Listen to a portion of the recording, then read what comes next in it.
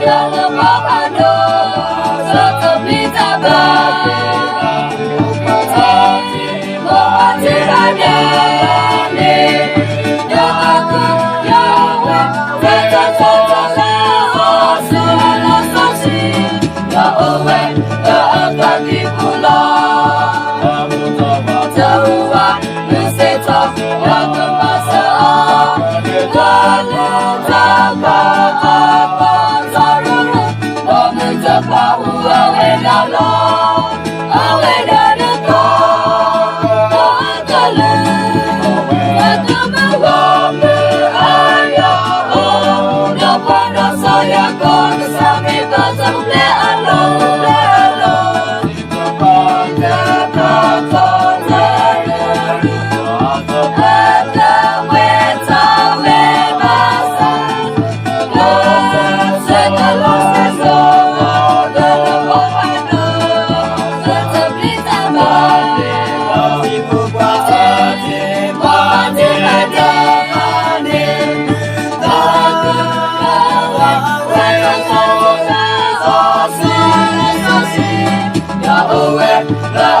lagi pulang Jehovah Nuseta yang kemasaan dalam tangan akan sarung meminta awe dalam awe dari kau aku mengambil ayah dapat saya kau sampai bertemu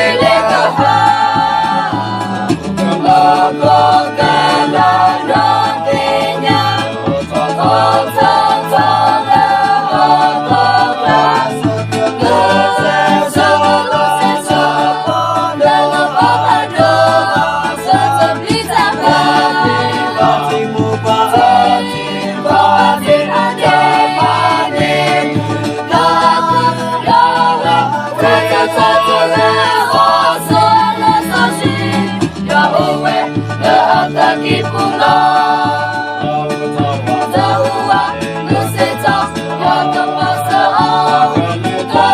dalam tangan akan sarung meminta awe dalam awe dari kau aku mengambil ayah dapat saya kau sampai bertemu